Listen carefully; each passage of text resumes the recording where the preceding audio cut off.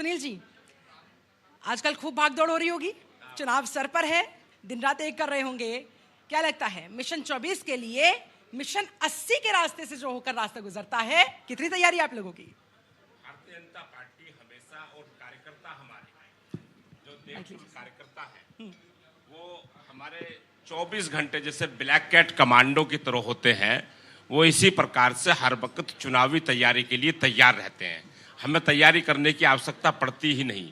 हमारे कार्यकर्ताओं के द्वारा जो पन्ना प्रमुख हम सब लोग करते हैं, चाहे हमारे राष्ट्रीय अध्यक्ष हों, चाहे हम एक गली मोहल्ले के कार्यकर्ता हों, तो सब हम पन्ना प्रमुख संभालते हैं। इसीलिए हमारी तैयारी हर वक्त और 24 घंटे तैयार हम रहते हैं चुनाव के लिए। इसीलिए भारतीय जनता पार्टी लगातार चुनाव जीतती है और जीतती आ रही है। उत्तर प्रदेश में निश्चित रूप से हम 80 लोकसभाओं में से इस 2024 के मिशन में हमारी 78 सीटें जीत करके हम आएंगे। अब ठीक है, आप कह रहे हैं तैयारी आपकी हमेशा रहती है, कभी भी चुनाव करवा लीजिए, इसलिए बीजेपी वैसे भी जानी भी जाती है। लेकिन असंभव सा क्या टारगेट आप लोगों ने सेट नहीं कर लिया है? कैसे अचीव करेंगे? 370 पार, 400 पार, इधर 78 बता रहे हैं 80 में से, ये संभव कैसे होगा? देखिए, लोग आश्चर्य करते थे 2014 के चुनाव में, ये कहा करते थे कि भारतीय जनता पार्टी मात्र केवल 9 सीटों पे थी उस समय, कि जब 2009 के चुनाव में हम चुनाव जीत करके आए थे तो हमारी 9 सीटें आई थी। हमारी तैयारी थी, लेकिन हमारी तैयारी में कुछ सेंध लग गई थी तो हम 9 सीटों पे सिमट गए थे। और जब 2014 का हमारा चुनाव हुआ तो लोग कहते कि 9 दूनी 18 हो सकती हैं, लेकिन हम कहते थे उस समय भी कि मगर हम 60-70 पर जाएंगे। लेकिन 60-70, मेरा कर्नाटक का मैसूर का एक संबोधन है जहां मैं पूरे प्रदेश के झुग्गी झोपड़ी बस्ती परिवारों को संबोधित कर रहा था। उस मंच पर मुख्यमंत्री थे हमारे आदरणीय सदानंद गौड़ा जी। तो जब हमने संबोधन में कहा तो हमने बोला उसी समय कि हम भारतीय जनता पार्टी उत्तर प्रदेश में 70+ सीट जीत करके आएगी। और जब रिजल्ट आया तो भारतीय जनता पार्टी 2014 के चुनाव में 73 सीट जीत करके आए थे, भारत के प्रधानमंत्री माननीय नरेंद्र मोदी जी के नेतृत्व में। लेकिन गजब की बात कर रहे हैं आप। यहाँ पर दूसरी तरफ राहुल गांधी, अरविंद केजरीवाल, अखिलेश यादव एड़ी चोटी का जोर लगा रहे हैं। हर हाल में बीजेपी को रोकने के लिए बकायदा पूरी प्लानिंग तैयार की जा रही है। तो क्या वो कुछ भी चुनौती नहीं देंगे? इंडिया गठबंधन उन लोगों ने बनाया, क्या लगता है कोई चुनौती उनकी तरफ से नहीं मिलने वाली आप लोगों को? क्या देखिए, अरविंद केजरीवाल जी और राहुल गांधी जी, वो दोनों जो हैं वो भारतीय जनता पार्टी को, वे जो अपने भ्रष्टाचार के मुद्दे हैं, जो भ्रष्टाचार में वो लिप्त हैं, वो भारतीय जनता पार्टी को क्या रोक पाएंगे? वो अपने उन भ्रष्टाचार के दलदल में जो फंसे हुए लंबे पाप उन्होंने जो किए हैं पूरे भारत में, और पूरे भारत को कांग्रेस पार्टी ने जिस प्रकार से जब नारा दिया करते थे, वो एक काल याद होगा आपके कि जब ये नारा चुनाव लड़ते थे तो ये नारा दिया करते थे और ये कहते थे कि रोटी कपड़ा और मकान। ये नारा दिया करते थे कि हम गरीबी हटाएंगे, गरीबी भगाएंगे। ये गरीबी ना हटाई, ना उन्होंने गरीबी भगाई और ना उन्होंने रोटी कपड़ा और मकान दिया। उन्होंने केवल भ्रष्टाचार करके देश को लूटने का काम किया। भ्रष्टाचार के आरोप पर तो आप लोग भी गिर रहे हैं कि सारे गिन गिन के, चुन चुन के सारे विपक्षियों के भ्रष्टाचारियों को आपने अपने यहाँ पर अपॉइंट कर लिया है, और वो भी किसी को मुख्यमंत्री बना दिया, किसी को उप मुख्यमंत्री बना दिया। देखिए, भारतीय जनता पार्टी ने जो कार्यकर्ताओं को पार्टी में और दूसरे राजनीतिक दलों से अपनी पार्टी में सदस्यता ग्रहण कराई है, उनकी औकात नहीं यहाँ आकर के वो भ्रष्टाचार कर देंगे। तो उनको भी सिखाना के काम बीजेपी में आके क्या उनके पाप धुल जाते हैं? भारतीय जनता पार्टी के नेतृत्व में और माननीय प्रधानमंत्री श्री नरेंद्र मोदी जी के नेतृत्व में किसी की हैसियत नहीं है कि वो राजनीतिक दल भारतीय जनता पार्टी में आकर के किसी भी पार्टी से यहाँ आकर के और वो भ्रष्टाचार कर जाए, वो भी जेल के अंदर शिक्षों के पीछे मिलेगा। अच्छा, क्या चलिए आप कह रहे हैं कि औकात नहीं है उनकी, इतनी हैसियत नहीं है कि वो भ्रष्टाचार करने के बारे में सोचे भी, लेकिन जो इतनी लंबी चौड़ी लिस्ट ईडी सीबीआई के हाथों में है, उसमें सारे विपक्षी नेताओं के नाम एक एक करके, उसमें बीजेपी का कोई भी नेता नहीं। ऐसा कैसे हो सकता है कि बीजेपी का कोई नेता कोई गड़बड़झाला नहीं कर रहा है? देखिए, ऐसा है कि जब ईडी और सीबीआई की जांच है और जांच के आधार पे जिसकी चोरी होगी, जिसकी डकैती होगी, लूट होगी, वही पकड़ में आएगा। अभी भारतीय जनता पार्टी किसी भी नेता कार्यकर्ता ने नहीं करी, वो पकड़ में नहीं आएंगे। इसीलिए वो पकड़ में आ रहे हैं विपक्षी लोग, जो जिन्होंने लंबे समय से पाप किए थे। और वो सीबीआई और ईडी के शिकंजे मारे। भारत के माननीय प्रधानमंत्री श्री नरेंद्र मोदी जी का बिल्कुल संकल्प और नारा था कि हम लोग भ्रष्टाचार नहीं होने देंगे, उस नारे पे वो बिल्कुल कायम है। अच्छा चलिए अब मेरठ की बात करते हैं। मेरठ से आप आते हैं, मेरठ में कितनी तैयारियां हैं आपकी और क्या आप खुद पर्सनली लड़ने जा रहे हैं? देखिए, है कुछ उम्मीदें? भारतीय जनता पार्टी का नेतृत्व जो निर्णय करेगा, निश्चित रूप से अगर मुझे अवसर दिया भारतीय जनता पार्टी ने, तो मैं बहुत भारी वोटों से चुनाव जीत करके मेरठ से आऊंगा। मैं कार्यकर्ताओं के बलबूते पर, लंबे समय के जो कार्यकर्ता है उनकी आवाज है, वो आपने अभी आपके चैनल के माध्यम से पूरा देश देख रहा था। मेरे अभी जब राम रथ यात्रा हो रही थी तो उस यात्रा का अभी झलकी आपने दिखाई थी, मुझे भी दिखाई।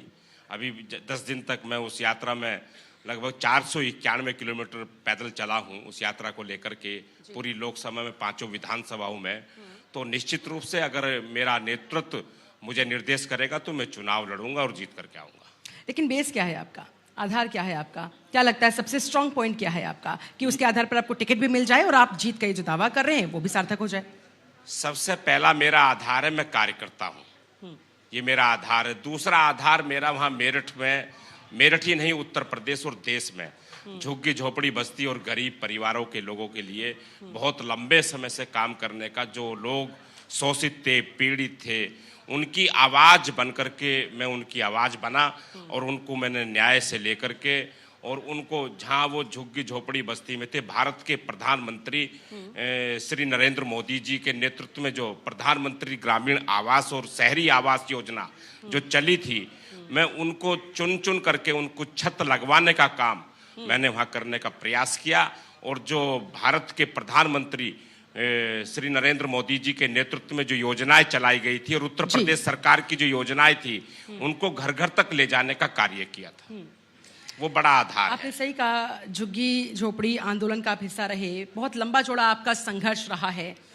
इस पूरे सफर को आप अगर याद करेंगे तो कैसा ये सफर रहा, कितना चुनौतीपूर्ण रहा, कितना मुश्किल भरा रहा, और आज आप जहां पर है, जिन लोगों की आप आवाज बनते हैं, जिन लोगों की आप आवाज उठाते हैं, किस तरह से आप इस सफर को देख रहे हैं? देखिए, राजनीतिक क्षेत्र में कार्यकर्ता, कोई भी कार्यकर्ता, मैं दूसरे राजनीतिक दलों को भी और अपने दलों के कार्यकर्ताओं से भी हमेशा कहता हूं, राजनीतिक दल में काम करने के लिए जब आते हैं हम लोग, तो निश्चित रूप से अगर किसी भी राजनेता ने आकर के जो नीड परिवार हैं, गरीब परिवार हैं, झुग्गी झोपड़ी बस्ती में रहने वाले परिवार हैं, जिनको मूल आवश्यकता है, आवश्यकता उन परिवारों को है, अगर उनको सहारा नहीं दिया तो आपका राजनीतिक क्षेत्र में आना व्यर्थ है। सच्ची अगर सेवा है तो उन झुग्गी झोपड़ी बस्ती परिवार को उठाना, वही राजनीति का एक सेवा का रास्ता है। उन लोगों की आवाज बनना, उनकी आवाज बनना। बराला जी देखिए, एक समय वो भी था, एक दौर वो भी था जब कई नेता आपसे मिलने के लिए समय मांगा करते थे, लेकिन आज की तारीख में वो नेता बड़े नेता बन गए हैं। आज हो सकता है आपको उनसे समय मांगना पड़ रहा हो। आपके चेहरे की मुस्कुराहट बता रही है, आप पहचान गए होंगे उन लोगों को। तो आप इस परिवर्तन को किस तरह से देखते हैं, कैसे स्वीकार करते हैं? देखिए, ये सब काल चक्र है। मुझे बहुत विश्वास है, मैं महादेव जी और भगवान परशुराम जी पर बहुत विश्वास करता हूँ। तो वो काल चक्र है, उस काल का एक समय था तो आज उनका समय है, तो ये समय आता जाता लगता है कि जितना आपने काम किया, जितना आपने संघर्ष किया, अब मीठा फल मिलना चाहिए, समय आ गया है? हाँ, समय आ गया, निश्चित रूप से समय आ रहा है। अभी आप सोच नहीं सकते थे, जिस दिन राजस्थान के मुख्यमंत्री भजन लाल जी को शपथ मिली, तो आप उस पल तक भी नहीं सोच पा रहे थे कि भजन लाल जी मुख्यमंत्री बन जाएंगे। तो वो काल चक्र जो है शुरू हो गया है। अब पीछे की लाइन में बैठा कार्यकर्ता भारत के माननीय प्रधानमंत्री श्री नरेंद्र मोदी जी कह सकते हैं कि चलो आप मुख्यमंत्री की कुर्सी पर जाकर शपथ लो और काम करो। तो ये काल चक्र शुरू हो गया है, और जो क्षणिक भर के लोग हैं वो क्षणिक भर में आएंगे चले जाएंगे। और दूसरी बात मैं ये भी कहना चाहता हूँ, और मैं यही नहीं कहता हूँ, मैं आपके चैनल के माध्यम से कहीं मन में टीस होती है नहीं, मन में कोई टीस मेरे नहीं। साथ के जो लोग थे वो इतना आगे पहुंच गए, मैं लगातार धरातल से जुड़ा रहा, कार्य करता रहा, लेकिन वो पहचान मिल नहीं पाई जिसका मैं हकदार था। कहीं ना कहीं मन में आता है क्या? देखिए, मन में तो निश्चित रूप से आएंगी चीजें, आती हैं, परंतु अपने आप पे नियंत्रण करना भी एक बड़ी बात है। उसे नियंत्रण में हमने करना सीखा है, और धैर्य और विवेक। और मैं मेरे फेसबुक पेज पे भी आप देखते हो, कभी कभी मैं लिखता रहता हूं कि सत्य परेशान हो सकता है, पराजित नहीं हो सकता।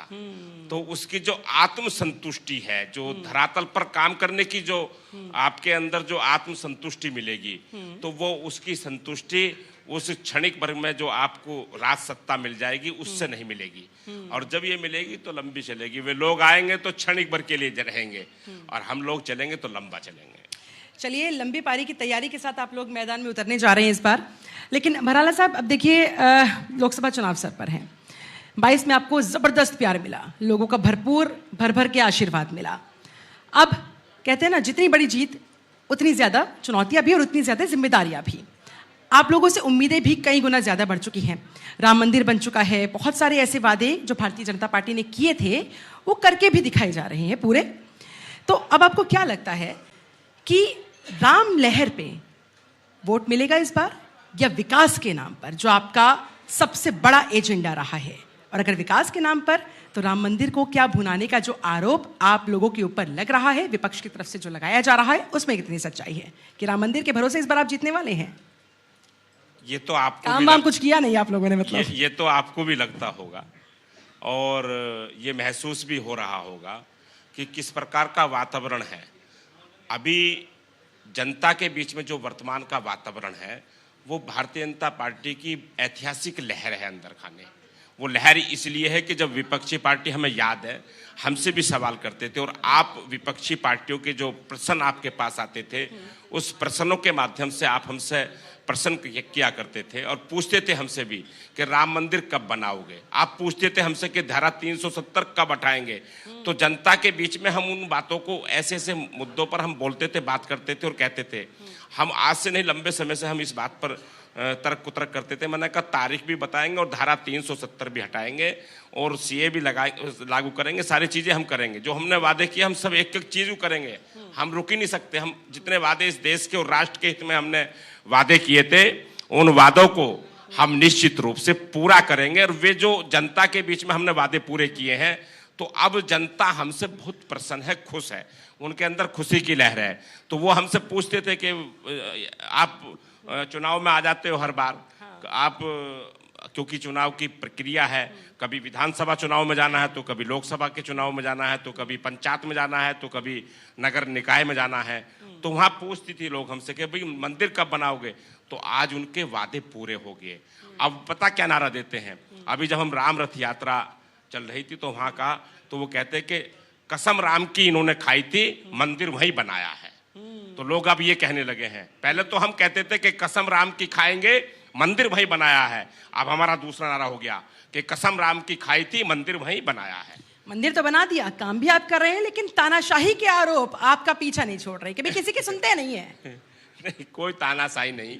ऐसा है कि ये जनता के लिए और विपक्ष के लिए कुछ ना कुछ बातें छोड़ देते हैं विपक्ष वाले।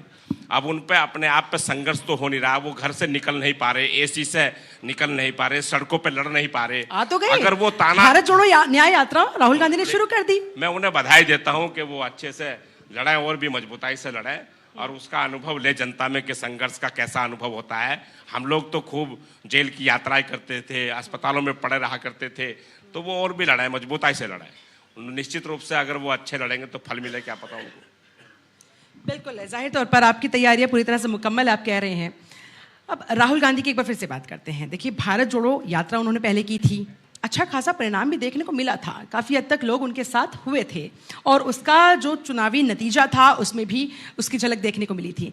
अब उन्होंने जो न्याय यात्रा निकाली हुई है, लग रहा है कि उसका अगर थोड़ा सा भी इम्पैक्ट पड़ता है तो आपका ये जो गणित है, गुणा गणित आप लोगों ने जो करके बैठे हैं आप लोग, वो गड़बड़ा सकता है। नहीं, अभी तो बात ही मत करिए 2024 की तो।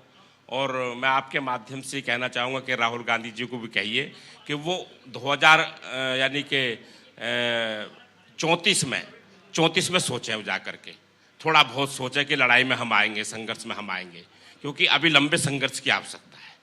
यानी कि आप कह रहे हैं कि अगले 10-15 साल कोई स्कोप नहीं है, अभी कोई महत्व ही नहीं है बात करने का उस पर, क्योंकि हम इतना आगे बढ़ जाएंगे, हम इतना जनता के बीच में चले जाएंगे, नीचे तक चले जाएंगे। हमारे भारत के माननीय प्रधानमंत्री जी ने जो इस बार का विजन और हमारे राष्ट्रीय अध्यक्ष आदरणीय नड्डा जी ने जो दिया है कि हमने रथ चलाया है घोषणा पत्र के लिए जनता के बीच में, और जनता उस पर सुझाव देगी कि आपकी बात क्या है, उसे क्या आना चाहिए। तो 2024 का जो मिशन है और भारत के माननीय प्रधानमंत्री श्री नरेंद्र मोदी जी का जिस प्रकार का भारत को विकसित करने का जो एक संकल्प है, 2047 तक का सपना जो लेके चले हैं वो, तो भारतीय जनता पार्टी के 16 करोड़ कार्यकर्ताओं की वो सपने को पूरा करने में लगे हैं भारतीय जनता पार्टी के, लेकिन और उस सपने को पूरा करेंगे हम। और हम आपको बता दें इस चैनल के माध्यम से आज कि हम वो रिकॉर्ड तोड़ेंगे जो कांग्रेस अपने भाषणों में क्या करती है।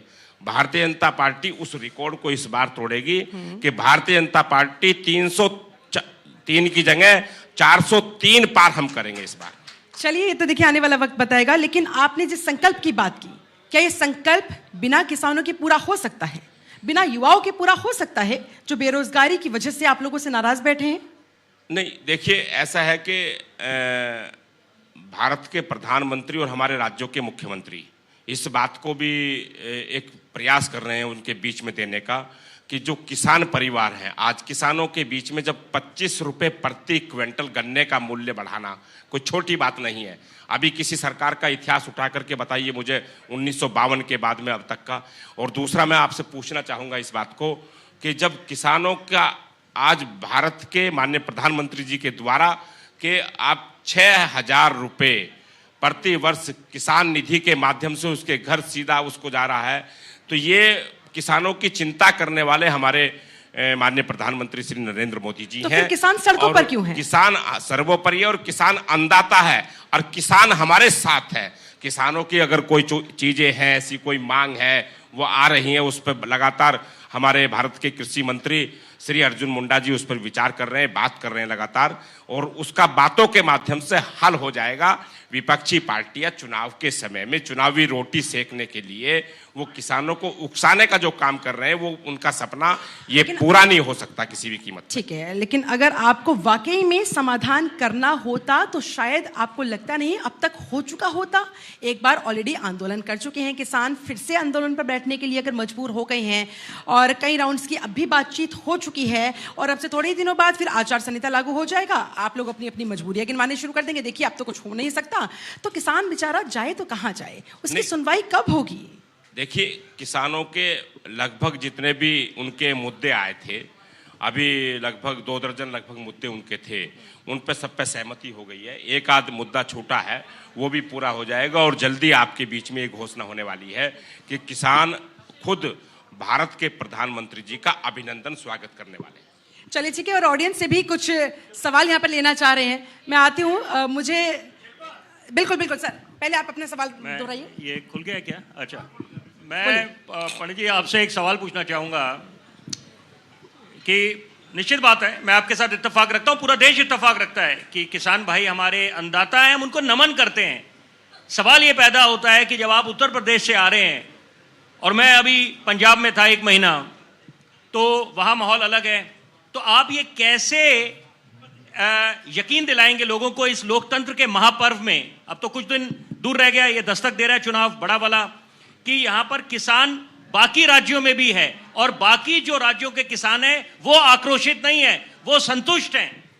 वरिष्ठ पत्रकार विपिन शर्मा जी की तरफ से आपसे ये सवाल जवाब। चलिए, बहुत आपको धन्यवाद, आपने ये बात को समझा। तो इससे ये भी बात आप समझ रहे होंगे कि किसानों को कौन उकसा रहा है उस राज्य के, और वो राजनीति करना चाहते हैं और राजनीति रोटी सेकना चाहते हैं। मैंने पहले ही बताया अभी शिल्पा जी को कि किसान जो है, किसान पर राजनीति करने वालों को उनको मुंह की खानी पड़ेगी अपनी। चलिए, एक और सवाल यहाँ पर मैम की तरफ से आने वाला है। नमस्कार सर, मेरा नाम स्मिता श्रीवास्तव है और अंतर सेवा फाउंडेशन की मैं संस्थापिका हूँ। एक एनजीओ है और मेरा अपना सर्वे है ये कि बहुत सारे बच्चे स्कूल नहीं जा पा रहे हैं, और कोविड के बाद अभी भी बहुत सारे परिवारों की स्थिति सामान्य नहीं हो पाई है। उन बच्चों के लिए और उन परिवारों के लिए सरकार क्या कर रही है? देखिए, धन्यवाद। मैं बधाई देता हूँ आपको कि आपके जो संगठन है, आपका जो ऑर्गेनाइजेशन है, उसकी तरफ आपकी वहाँ पर ध्यान गया है, और इस बात को हम खुद भी उठा रहे हैं कि अभी दोनों बातों में बहुत गिरावट आ रही है। अगर हम सब बैठे हुए हैं यहाँ, सब परिवार के बच्चे जाते हैं, विद्यार्थी, अगर आप इंटर स्कूल तक की बात करेंगे और नीचे तक की भी बात करेंगे या फिर ऊपर उच्च शिक्षा तक के विद्यार्थियों की बात करेंगे तो दोनों जगह गिरावट आ रही है। पहले अभी देखते होंगे कि अभी क्लास खाली रहती है और बच्चा कोचिंग पे पढ़ता रहता है, तो हम इसे अभियान के रूप में लेने वाले हैं बहुत ज़बरदस्त तरीके से कि बच्चे सीधे स्कूल जाएं, बच्चों के लिए वो समस्याएं खत्म हो के उनका जो एक आकर्षण जो खत्म हो रहा है लगातार, वो कैसे करेगी उस पर चिंतित है। और हमारा जो शिक्षा मंत्रालय है भारत सरकार का भी और राज्य सरकार का भी, उस पर बहुत अंदर खाने बड़ा काम हो रहा है, वो जल्दी पटल पे आने वाला है। एक सवाल शिल्पा जी मेरा है, पंडित जी, पहली चीज तो मैं आपका बहुत बड़ा प्रशंसक हूँ, राजनीतिक विश्लेषक हूँ, नवीन दुबे मेरा नाम है। मैं दो सवाल आपसे पूछना चाह रहा हूँ, सरकार से ही है वो सवाल, क्योंकि आप सरकार का प्रतिनिधित्व करते हैं। सवाल ये है कि उत्तर प्रदेश में मंत्रिमंडल का विस्तार एक लंबे समय से बहुप्रतीक्षित है, तो क्या कुछ और विपक्ष के लोगों के आने के बाद आप लोग विस्तार करेंगे? ये पहला सवाल है। और दूसरा सवाल ये है कि जीरो टॉलरेंस भ्रष्टाचार पर हमारे माननीय प्रधानमंत्री जी बोलते हैं, तो मेरा सवाल ये है कि अशोक चव्हाण से लेकर एक लंबी लिस्ट है, क्या इन लोगों के ऊपर भ्रष्टाचार का कोई कार्रवाई सरकार करेगी या ईडी और सीबीआई को स्टॉप का सिग्नल दे दिया गया है कि आपको वहां नहीं जाना है? ये दो सवाल हैं। देखिए, पहला सवाल जो आपने किया है कि मंत्रिमंडल का जो विस्तार होना था या होगा, कुछ मंत्रालय खाली चल रहे हैं, वो ये नेतृत्व का निर्णय होता है, उसमें समय लगता है और उसके समय के अनुसार अब समय आ रहा है, वे सारे मंत्रालय जल्दी आपको भरते मिले दिखाई देंगे और उसी में सब लोग बैठे दिखाई देंगे। मतलब आप मानते हैं कि विपक्ष के लोगों का वेट कर रहे हैं कि और लोग टूट के आ जाएं? विपक्ष का नहीं, हम अपने कार्यकर्ताओं का वेट कर रहे हैं कि कुछ भारतीय जनता पार्टी का एक सिस्टम है कार्यकर्ताओं का, कुछ लोग हमारे मंत्रिमंडल से भी हट करके और विधानसभा में जो सदस्य हैं वो भी हट करके वो लोकसभा में जा सकते हैं और लोकसभा के लोग नीचे यहाँ उत्तर प्रदेश में आ सकते हैं। इसका हम इंतजार कर रहे थे और वो जल्दी इसका इंतजार आपका पूरा हो जाएगा। दूसरी बात आपने जो कहा है कि जो अशोक चव्हाण जैसे लोग आए हैं भारतीय जनता पार्टी के अंदर, उनकी सदस्यता कराई, लोकतंत्र में ये एक व्यवस्था। आपको मैं एक याद और दिला देता हूँ बात। एक काल आपने देखा हो जब चंबल के बदमाशों की बात हो करती थी, गिरोह की बात हुआ करती थी, तो सरकारें क्या करती थी? आपको याद होगा कि सरकारें जो है सामाजिक लोगों को लगाया करती थी कि इनको मुख्य धारा में लाओ, इनको वहां से उठाओ और ये अपराध बंद करें, ये भ्रष्टाचार बंद करें, ये गुंडागर्दी बंद करें, उनकी सजाएं भी माफ करती थी। इस सिस्टम में है ये, तो आप इसको ऐसे समझ लीजिए अब कि जो ये भ्रष्टाचार कांग्रेस के नेतृत्व के कहने से ये लोग करते थे, क्या पता वे लोग अब यहाँ आकर के बहुत अच्छे होने वाले हैं और वहां वे ऐसा है सर कि आपके नेतृत्व के कहने से उनकी फाइलें छिपा दी गई है, दबा दी गई है। फाइलें कभी नहीं छुपाती और फाइलें कभी छुपती भी नहीं है। तो उनके दरवाजों तक फिर जांच किसी की बंद नहीं की गई है। जांच किसी की भी, जांच जो चल रही है वो लगातार जारी रहेगी और जांच चलेगी, उसमें जांच में कोई भी ऐसा नहीं होगा, लेकिन उनका चरित्र अच्छा हो ये कामना भारत के माननीय प्रधानमंत्री श्री नरेंद्र मोदी जी करते हैं। मुझे इस बात पर गर्व है। चलिए, एक और सवाल आपके लिए मेरी सहयोगी निदा अहमद की तरफ से। जाते जाते सर गुजारिश है आपसे कि उस वॉशिंग पाउडर का नाम भी बताते जाइएगा जिसके बाद सारे दाग धुल जाते हैं। देखिए, मेरा सवाल लूं फिर अपनी बात पूरी कीजिएगा। सवाल ये है कि अभी मेरी सहयोगी शिल्पा ने आपसे पूछा 2024 को लेकर के, लेकिन आपने उस सवाल को स्किप कर दिया, 24 की बात ही नहीं की। ये कॉन्फिडेंस है कि ओवर कॉन्फिडेंस है कि हम ही आने वाले कई सालों तक? देखिए, पूरा जो सिस्टम था, अभी आपने देखा होगा जब ये अभी कई राज्यों के आम चुनाव हो रहे थे तो ये बातें विपक्ष भी कहा करता था और मीडिया के बंधु भी इस बात को कहा करते थे और कहते थे कि जब हम कहते थे कि हमारी छत्तीसगढ़ में भी सरकार आ रही है, तो ये लोग कहते थे ना कि छत्तीसगढ़ में भी आ रही है, हम कहते थे कि छत्तीसगढ़ में भी आ रही है, लोग कहते कि ये लोग जो है इनको जमीन का पता नहीं है, अभी छत्तीसगढ़ में ये बुरी तरीके से हार रहे हैं और बघेल जी मुख्यमंत्री बन रहे हैं। तो जनता की नवज को और कार्यकर्ताओं की मेहनत को और परिश्रम को हम जानते हैं अपने, कि वो किस प्रकार से वो करते हैं। तो निश्चित रूप से भारतीय जनता पार्टी के जो कार्यकर्ता, उनके बलबूते पर हम 2024 में और भारत के माननीय प्रधानमंत्री श्री नरेंद्र मोदी जी के नेतृत्व में अब की बार फिर मोदी सरकार, ये हमारा स्लोगन है। स्लोगन अब की बार फिर मोदी सरकार। लेकिन आपने मेरे सवाल को स्किप कर दिया सर। जनता की नवज पकड़ी है या ईवीएम की, ये भी आरोप आप पर लगता है? नहीं, जनता की। जनता के बीच में जाएंगे। बराड़ जी, लोकतंत्र के हम एक सवाल मेरा भी यहाँ से। एक और सवाल यहाँ से बराड़ जी, सवाल, नमस्कार। एक सवाल मेरा है, प्लीज। मेरा बता दीजिए कि यूपी में जो दो भाई दो दोस्त आपस में मिल गए, तो आप इन कांग्रेस और समाजवादी पार्टी का यूपी में क्या भविष्य देख रहे हैं? देखिए, हम उनका भविष्य नहीं देखने वाले। हम भारतीय जनता पार्टी में अपने कार्यकर्ता का भविष्य देखते हैं, उसको हम आगे बढ़ाते हैं। वो उनका दल उनकी चिंता करे, उनका क्या भविष्य है। उनके गठबंधन उन्होंने पहले भी आजमाइश करी है। वो अभी तो 2 दोस्त बने हैं, वो 3-3 दोस्त भी बन के देखे उन्होंने। वे सारे बन के 4-4 दोस्तों ने भी साथ लड़ा हमारे खिलाफ होकर के, लेकिन हमने उनको पराजित किया पहले भी। चलिए, अभी हम चलिए, पराजित बहुत-बहुत करेंगे। धन्यवाद आपका। एक आखिरी सवाल मैं पूछना चाहता हूँ कि देखिए, प्रधानमंत्री पूरे देश में विदेश में हर जगह जाते हैं, 24 आवर काम करते हैं, सोते भी कम है, मेहनत भी कर रहे हैं, देश तरक्की पे है, सब कुछ अच्छा है, चल रहा है, राम के अवतार भी कहा जाते हैं। तो फिर उनकी जो हवाई जहाज है वो मणिपुर क्यों नहीं जाती है एक बार भी, या वहां के दिल की बात मन की बात कहाँ चली जाती है? देखिए, भारत के प्रधानमंत्री जी वो अपने जो पार्टी के वहाँ के नेता हैं, वहाँ के प्रभारी हैं, वहाँ के मुख्यमंत्री हैं, उन पे भी हम भरोसा करते हैं। और माननीय प्रधानमंत्री जी